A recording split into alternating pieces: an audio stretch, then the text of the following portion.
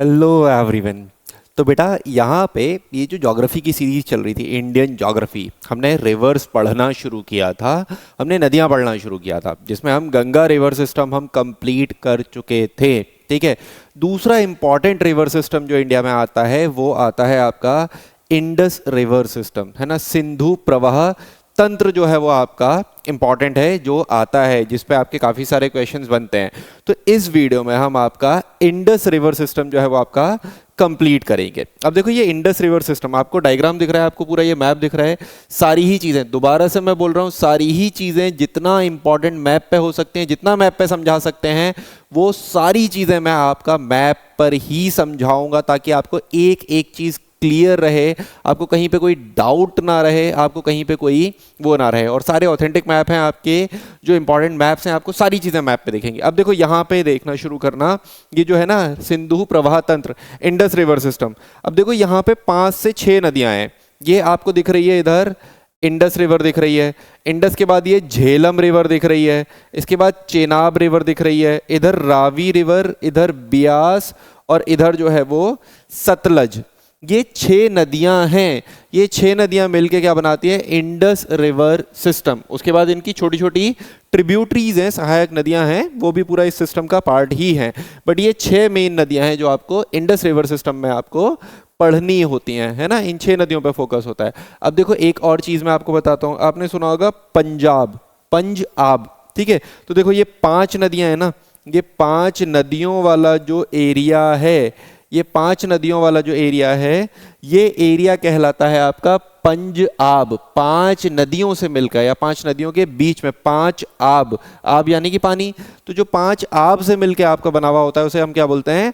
पंजाब। तो पंजाब में Indus river नहीं आती है ना, इंडस नहीं आती। कौन कौन सी आती है? झेलम आती है, चेनाब आती है, रावी आती है, ब्यास आती है, और सतलज आती है। तो याद रखना पंजाब वाले एरिया में इंडस नहीं आएगी। बाकी ये जो 5 नदियां हैं वो मिलकर आपका किस में आएंगी? पंजाब में। और शायद आपको पता हो कि पंजाब का मैक्सिमम पोर्शन, ज्यादातर हिस्सा जो है वो पाकिस्तान वाले एरिया में चला गया है, कुछ हिस्सा जो है वो इंडिया वाले एरिया में है। तो पाकिस्तान में ज़्यादा बड़ा पंजाब है इंडिया के कंपैरिजन में। और लाहौर जो पंजाब का एक इंपॉर्टेंट सिटी हुआ करता था, जो इंडिया में हुआ करता था, अभी वो पाकिस्तान में है। तो ये सिस्टम, यहाँ पे आप इंडस रिवर सिस्टम का, आपको ये चीज़ें तो मालूम पड़ी।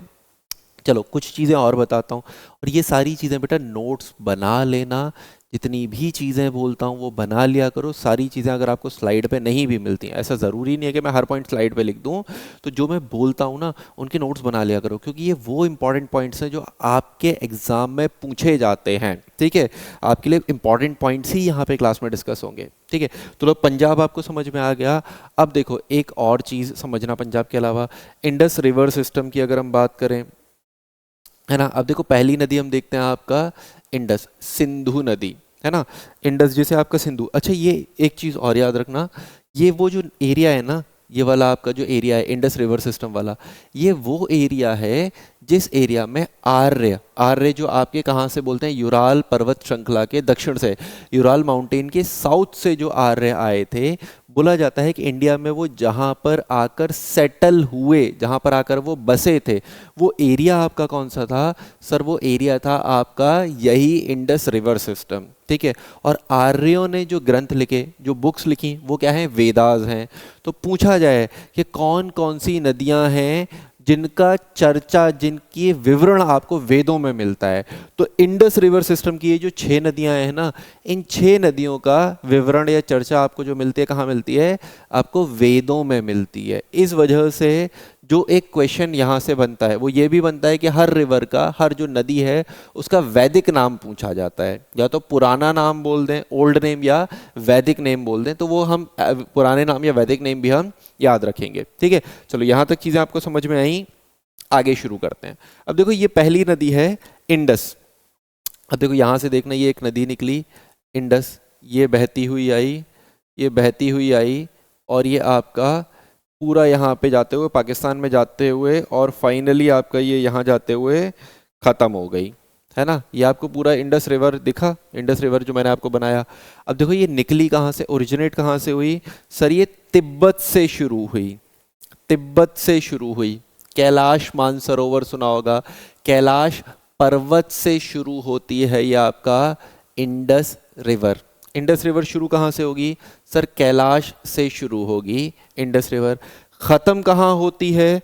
खत्म होगी यहाँ पे पाकिस्तान में कराची, कराची पोर्ट बना हुआ है ना, कराची पोर्ट के पास खत्म होगी आपका पाकिस्तान में क्या?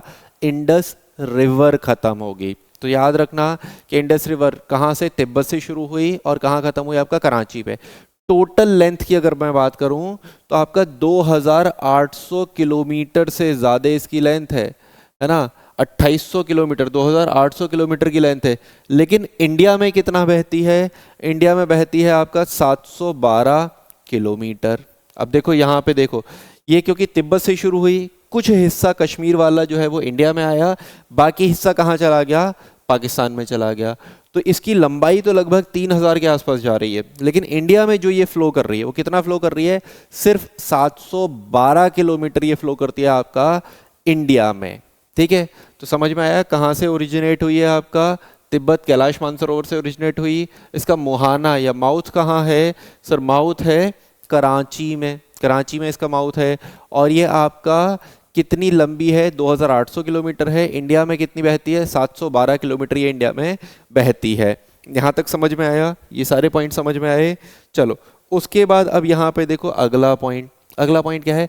इसकी ट्रिब्यूटरीज, इसकी सहायक नदियाँ। तो देखो इसकी सहायक नदियाँ दिख रही है इधर, श्योक, श्योक नदी दिख रही है, यहाँ से आई, यहाँ पे जाके मिल गई इंडस में। और श्योक की एक सहायक नदी है नुब्रा, है ना, नुब्रा। नुब्रा याद रखना, नुब्रा, नुब्रा वैली, नुब्रा घाटी। नुब्रा वैली कहाँ आएगा? सियाचिन ग्लेशियर, लेह वाला जो एरिया है, लेह से ऊपर की तरफ है, लेह से उत्तर की तरफ है आपका नुब्रा, नुब्रा घाटी। और नुब्रा घाटी में क्या है? सियाचिन ग्लेशियर।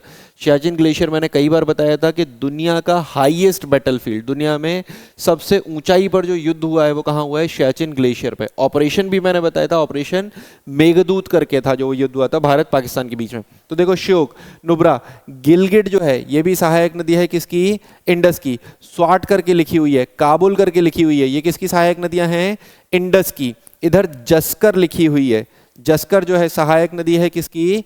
इंडस की। तो ये सारी, ऑल दो बाकी ये 5 भी हैं, है ना, झेलम, चिनाब, रावी, ब्यास, सतलज, ये भी इंडस की सहायक नदियां हैं। लेकिन उसके अलावा ये कुछ और सहायक नदियां हैं किसकी?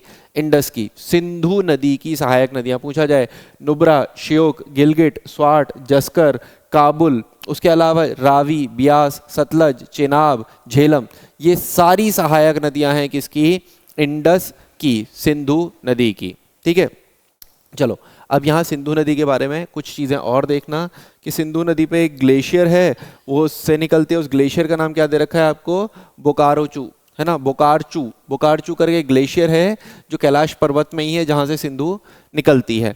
एक चीज़ और भी याद रखेंगे सर, इसे तिब्बत में किसी और नाम से जाना जाता है। तिब्बत का नाम क्या दे रखा है? तिब्बत का नाम दे रखा है सिंघी खंबा, है ना, सिंघी खंबा, सिंघी खंबा के नाम से जानी जाती है कहाँ पे? तिब्बत में। तो ये चीज़ भी हम याद रखेंगे, है ना। बोकारचू ग्लेशियर है जहाँ पे ये आपका तिब्बत में निकलती है, और सिंघी खंबा नाम है जो इसका नाम कहाँ दे रखा है आपको? तिब्बत में ये सिंघी खंबा नाम से जानी जाती है। ठीक है, अब देखो यहाँ पे इंडस रिवर सिस्टम जो है ना, उस पर एक ट्रीटी हुई। पहले पानी का विवाद रहता है कि मैंने डैम बना लिया, आपने डैम बना लिया, इस तरीके की चीज़ें चलती रहती है ना। तो यहाँ पे इंडिया और पाकिस्तान के बीच में इंडस रिवर सिस्टम डिस्प्यूटेड था, इसमें विवाद चल रहा था। जब विवाद चल रहा था तो उसमें हस्तक्षेप, उसमें आपका इंटरफेयर करता है कौन?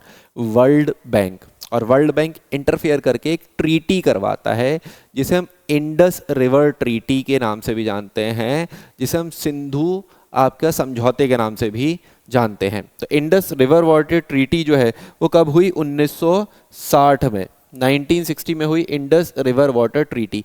किसने करवाई? वर्ल्ड बैंक ने। वर्ल्ड बैंक ने। किसके द्वारा करवाई जाएगी? विश्व बैंक के द्वारा, वर्ल्ड बैंक के द्वारा करवाई जाएगी। सर ये जब ट्रीटी करवाई होगी तो इस ट्रीटी पे किसी ने साइन भी किए होंगे, है ना। 1960 में भारत के प्रधानमंत्री कौन थे?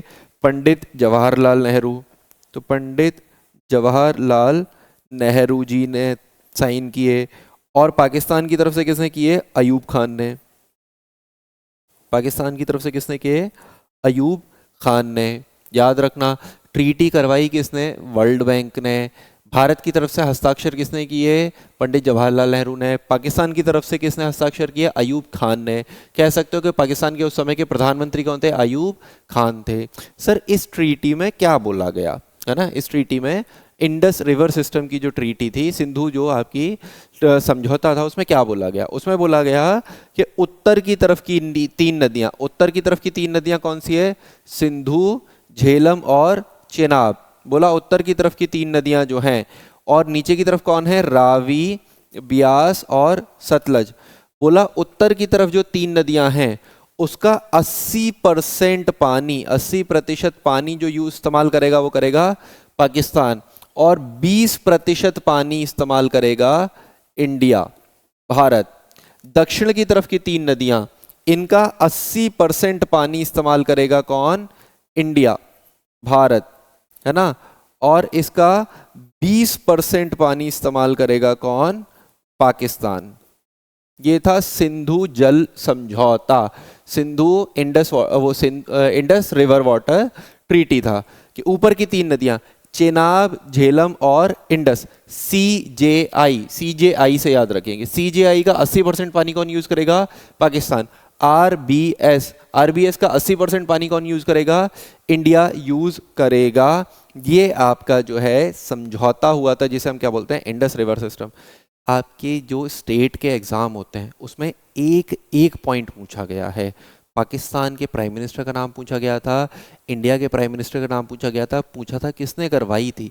World bank. नाम पूछा गया था, एग्जाम में पूछा गया था। ये चीज़ें पूछी गई हैं, और ये तो कॉमनली आपके ज़्यादातर एग्जाम्स में पूछा गया है। ठीक है, ये बुकारचू ग्लेशियर है, ये भी आपकी चीज़ें इंपॉर्टेंट हैं। तो इंडस वाटर, इंडस जो आपका वो है, उसके हमने ट्रिब्यूटरीज देख लिए, मैंने आपको मैप पे दिखा दिए, मैप से लिख लेना, है ना।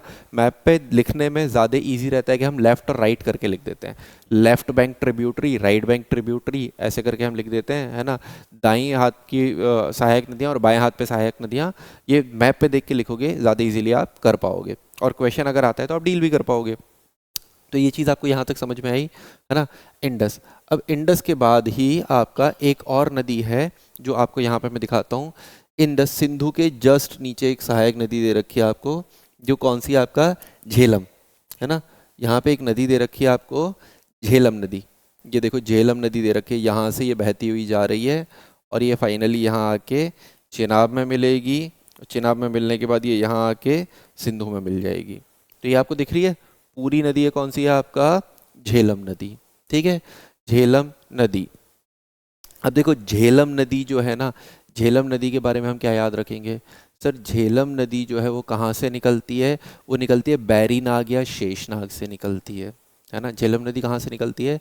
सर बैरीनाग या शेषनाग से निकलती है झेलम नदी। झेलम नदी जो है वो कश्मीर घाटी से होकर बहती है ना। जो आपका कश्मीर, कह सकते हैं ना, कश्मीर वैली से होके, है ना। आपकी बहने वाली नदी कौन सी है? सर झेलम नदी बहती है आपका। उसके बाद अगर आपसे पूछा जाए श्रीनगर, एक इम्पॉर्टेंट सिटी है, कैपिटल है श्रीनगर। श्रीनगर जो है वो कौन सी नदी के तट पर बसा हुआ है? वो बसा हुआ है आपका झेलम नदी के तट पर, है ना। At the bank of Jhelum river बना हुआ है आपका श्रीनगर। एक डैम भी बना हुआ है इस पे, है ना। एक डैम बना हुआ है इस पे, कौन सा? झेलम पे तुलबुल डैम बना हुआ है। डैम्स वगैरह भी इंपॉर्टेंट हैं, तो डैम भी याद रखना। तो इस पे डैम कौन सा बना हुआ है झेलम पे? झेलम पे डैम बना हुआ है आपका तुलबुल डैम। देखो यहाँ पे ये सारी चीज़ें लिखी हुई हैं। कहाँ से निकलती है? शेषनाग या बैरीनाग से निकलती है। पुराना नाम दे रखा है क्या? वितीस्ता, है ना। ये वैदिक नेम है। वैदिक नेम क्या दे रखा है? वितीस्ता। कश्मीर घाटी से होकर बहती है, श्रीनगर इसके किनारे पे बसा हुआ है, और तुलबुल डैम, है ना, जो जम्मू कश्मीर में बना हुआ है, एक जल विद्युत परियोजना है ना। हाइड्रो पावर इलेक्ट्रिक स्टेशन है आपका तुलबुल डैम। ये भी कहाँ बना हुआ है? आपका कश्मीर में।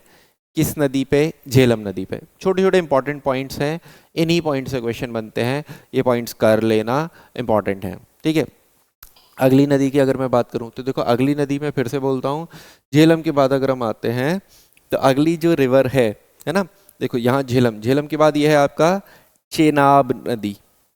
यहाँ से शुरू हो रही है, देखो दो हैं, ये दो नदियां हैं शुरू हो रही हैं, और ये मिल के आपका फिर क्या बन रही हैं? चेनाब, ये मिल के फिर क्या बन जा रही हैं आपका, चेनाब बन जा रही हैं, है ना। तो ये कौन सी है, चेनाब नदी, है ना, चेनाब रिवर। ठीक है, चेनाब रिवर के बारे में याद रखना। अगर वैदिक नेम पूछा जाए तो अस्किनी करके इसका है ना, वेदों के अनुसार इसका नाम क्या है, अस्किनी है। ठीक है, ये जो दो नदियां निकल रही हैं, एक का नाम है चंद्रा और दूसरे का नाम है भागा, है ना। ये जो दो नदियां यहाँ से निकल रही थी छोटी छोटी, जो मिल के आपका चेनाब नदी बनी थी, वो क्या थी, चंद्रा और भागा। तो अगर पूछा जाए चंद्रा भागा, उत्तर भारत की कौन सी नदी को चंद्रा भागा, क्वेश्चन याद रखना, यहाँ पे ओवरऑल नहीं, दक्षिण भारत में अलग हो जाएगा, दक्षिण भारत में चंद्रभागा अलग नदी के लिए नाम यूज हो जाएगा। अगर आपसे पूछा जाए उत्तर भारत में, नॉर्थ इंडिया की कौन सी नदी को चंद्रभागा रिवर बोलते हैं, तो आंसर क्या होगा, चेनाब नदी। चेनाब रिवर को बोला जाता है चंद्रभागा, जो आपका चेनाब नदी है। एक और चीज़ याद रखो, अब ये जो नदी है चंद्रभागा या चेनाब नदी, longest tributary of Indus, Sindhu नदी की सबसे बड़ी सहायक नदी। यूपीएससी ने क्वेश्चन पूछा था, यूपीएससी में क्वेश्चन आया था कि सिंधु की सबसे बड़ी सहायक नदी कौन सी है, तो वहाँ पे सतलज नहीं था। यूपीएससी ने जो करेक्ट आंसर माना था वो किसे माना था, चेनाब को। तो याद रखना कि सिंधु नदी की, इंडस रिवर की सबसे बड़ी सहायक नदी, सबसे बड़ी ट्रिब्यूटरी जो है वो कौन सी है, आपका वो चेनाब रिवर आपको दे रखी है ना। और देखो चेनाब में ही आके मिल गई झेलम, चेनाब में ही आके मिल गई रावी, ठीक है, ये दोनों चेनाब में ही मिल गई हैं। तो इसकी सहायक नदी कह सकते हैं, चेनाब की ट्रिब्यूटरीज कौन सी हैं, सर रावी जो है वो चेनाब की ट्रिब्यूटरी है, जो झेलम है वो किसकी ट्रिब्यूटरी है, चेनाब की ट्रिब्यूटरी है। और कोई बड़ी ट्रिब्यूटरी नहीं दिखा रखी है, और कोई बड़ी नदी यहाँ पे सहायक नदियों में नहीं दिखा रखी है, इस वजह से हम भी नहीं लिखेंगे, ना के बराबर ही पूछा जाएगा, पूछने के कुछ ऐसे मेजर चांसेस नहीं है। ठीक है, चेनाब नदी हो गया। अब चेनाब नदी के बाद एक और नदी देख लो, ये ऊपर की तीन नदियां हो गई ना, चेनाब, झेलम, सिंधु, है ना, आपका CJI, इसका 80% पानी यूज कौन करेगा, पाकिस्तान, क्योंकि ये ज्यादातर हिस्सा इन नदियों का कहाँ है, पाकिस्तान के अंदर है। और जो अगली तीन नदियां हैं, रावी, बियास और सतलज, है ना, इनका 80% पानी कौन यूज करता है, इंडिया, है ना। ये दक्षिण में तीन नदियां दिख रही है ना, रावी, ब्यास और सतलज, इनका 80% पानी यूज करेगा इंडिया। चलो अगली नदी भी समझ लो, आपका अगली नदी यहाँ पे आपको दिख रही है आपका, अच्छा अगली नदी जो है वो आप देखो यहाँ पे दिख रही है आपको, रावी रिवर, है ना, रावी नदी यहाँ से बहती हुई आ रही है, और ये आपका इंडिया पाकिस्तान में बॉर्डर पे भी बह रही है, भारत पाकिस्तान बॉर्डर के पास बह रही है, और यहाँ से होते हुए ये किस में मिल गई, चेनाब में ये आपका नदी मिल गई। ठीक है, तो देखो ये कौन सी नदी है, आपका रावी नदी। सर रावी नदी का ओरिजिन कहाँ से होता है ना, रावी नदी जो है वो आपका कहाँ से ओरिजिनेट करती है। एक चीज़ और याद रखना, ये जो है ना आपकी चेनाब, चेनाब जो ओरिजिनेट होती है ना, बारालाचा पास से होती है, बारालाचा से शुरू होती है आपका चेनाब नदी। ठीक है, रावी नदी कहाँ ओरिजिनेट होती है, रावी नदी ओरिजिनेट होती है रोहतांग पास से, आर से याद रखना कि रोहतांग दर्रे से शुरू होती है, रोहतांग पास से शुरू होती है आपकी रावी रिवर, रोहतांग पास से शुरू होती है रावी रिवर। पुराना नाम क्या है आपका, पुरुषिनी करके, है ना। इसका चेनाब का क्या था, अस्किनी, है ना। पुरुषिनी करके आपका पुराना नाम है किसका, रावी का, रावी रिवर। रावी रिवर कौन से प्रमुख शहर से होकर बहती है, लाहौर से होकर बहती है आपका रावी रिवर, है ना। लाहौर से यहाँ पे बहेगी आपका रावी नदी। पुराना लाहौर बहुत एक इम्पॉर्टेंट शहर था पंजाब का, जो पाकिस्तान को दे दिया गया था, है ना। चलो तो ये दोनों देख लेते हैं आपका। अब देखो यहाँ पे चेनाब नदी का दे रखा है पुराना नाम अस्किनी, कहाँ से शुरू हुई, बारालाचा पास से। सबसे लंबी सहायक नदी है किसकी, इंडस की। यहाँ पे जम्मू कश्मीर में, अच्छा यहाँ पे कुछ डैम्स भी हैं, मैं डैम्स बताना भूल गया, यहाँ पे कुछ डैम दे रखे हैं। बगलीहाल डैम जो है वो जम्मू कश्मीर में है ना, जो कश्मीर का सबसे बड़ा डैम है ना, वो क्या है, बगलीहाल डैम। सलाल डैम, है ना, उसके बाद दुलहस्ती डैम। बगलीहाल, सलहाल, दुलहस्ती, बगलीहाल, सलाल, दुलहस्ती, ये तीनों डैम जो इंपॉर्टेंट हैं वो कहाँ पे हैं, कौन सी नदी पे, चेनाब नदी पे हैं। और आपका चेनाब पुल, ये चीज़ भी याद रखना, चेनाब पुल जो है, चेनाब रिवर ब्रिज है। ये रिवर ब्रिज क्या है, दुनिया का सबसे ऊंचा रेल ब्रिज है ये आपका 328 मीटर के आसपास की इसकी हाइट है, 328 मीटर के आसपास इसकी हाइट है, 328 मीटर हाइट हाई है, ये इतना ऊंचा है जो आपका क्या है, चेनाब पुल। कैसा पुल है ये आपका, ये रेल ब्रिज है, यहाँ पे मेंशन है ये क्या है, रेल ब्रिज है। दुनिया में सबसे ऊंचाई पे बसा हुआ कोई भी रेल ब्रिज जो है वो कौन सा है आपका, चेनाब पुल। ठीक है, याद रखना, बहुत इंपॉर्टेंट है। आर्च ब्रिज है ये क्या है, ये ऐसा आर्च ब्रिज बना रखा है, डायग्राम देख लो, कुछ इस तरीके का पुल ये आपको देखने को मिलता है, इसे हम क्या बोलते हैं, आर्च ब्रिज। ठीक है, इसे हम क्या बोलते हैं, आर्च ब्रिज। देख रहे हो कितना खूबसूरत सा लग रहा है ना, कितना अच्छा, कितना खूबसूरत सा लग रहा है आपका आर्च ब्रिज जो आपका चिनाब नदी पे बना हुआ है। या इसका ये वाला इमेज देख लो, ये भी इमेज आपका देखो कितनी ऊंचाई दिख रही है, दिख रहा है ना कितनी ऊंचाई पर है, कितनी ऊंचाई पर, कितना अच्छा ब्रिज है ये आपका चिनाब ब्रिज। वर्ल्ड का हाईएस्ट है, वर्ल्ड में जो हाईएस्ट सबसे ऊंचाई पे कोई बना हुआ है तो वो आपका चिनाब ब्रिज होगा। ठीक है, रावी नदी के बारे में भी मैंने आपको बताया था, रोहतांग पास से निकलती है, लाहौर इंपॉर्टेंट सिटी है। और पुरुषनी, पुरुषनी पुराना नाम है, इंपॉर्टेंट सी, ये हिमाचल में रोहतांग पास के से निकलती है। ये कहाँ से गुजरती है, हिमाचल में चंबा, चंबा वैली शायद आपने सुना होगा। और पाकिस्तान में कहाँ से गुजरती है ये आपका, पाकिस्तान में गुजरती है ये आपका लाहौर से, है ना। एक डैम बना हुआ है जो रावी नदी पे बना हुआ है, कौन सा डैम है, रंजीत सागर डैम।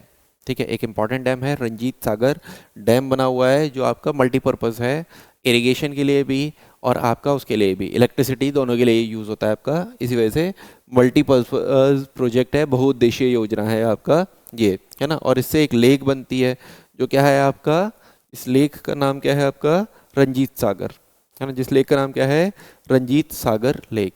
एक और इम्पॉर्टेंट डैम दे रखा है शाहपुर डैम, है ना।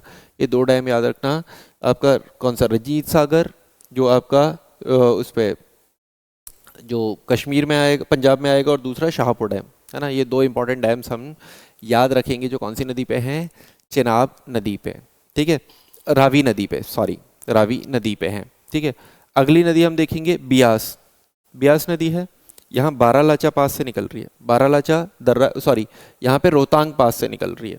यहाँ पे देखो रोहतांग पास के नॉर्थ से जो निकली थी वो रावी रिवर थी, रावी रिवर रोहतांग पास के, रोहतांग दर्रे के नॉर्थ से निकली थी। और रोहतांग दर्रे के साउथ से जो नदी निकली है वो कौन सी आपका, ब्यास है।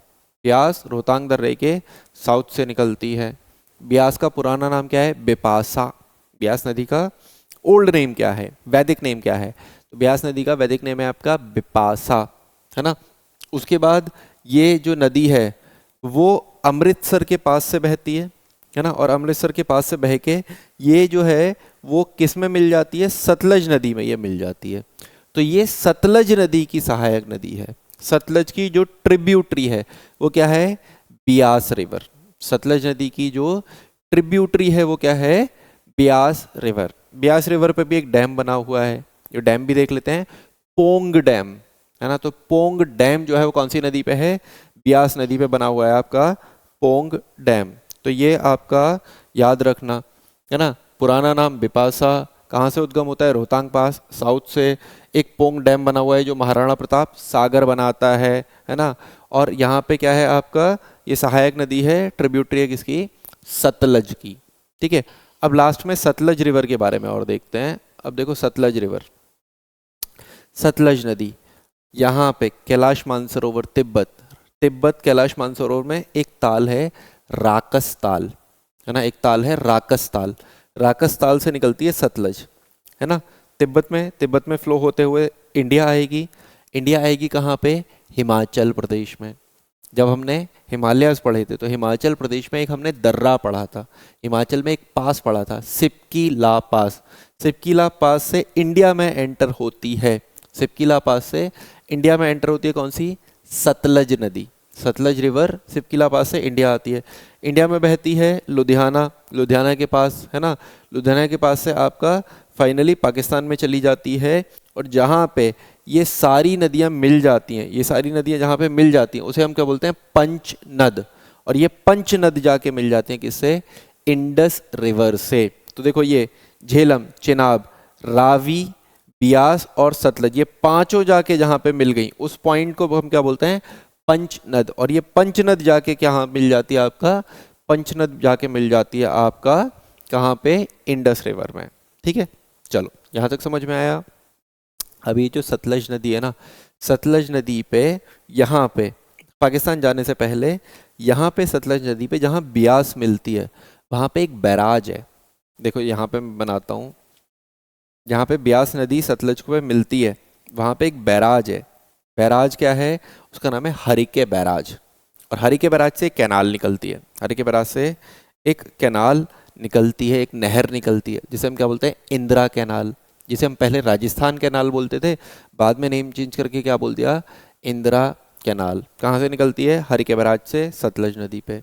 सतलज नदी पे दो डैम बने हुए हैं, सतलज नदी पे दो इम्पॉर्टेंट डैम बने हुए हैं, बांध बने हुए हैं। एक है Nathpa Jhakri dam, important dam है नाथपा झाकरी। ये कहाँ पे लगेगा आपका, पंजाब वाले एरिया में लगेगा नाथपा झाकरी डैम। एक डैम बना हुआ है आपका जो है भाखरा नागला डैम।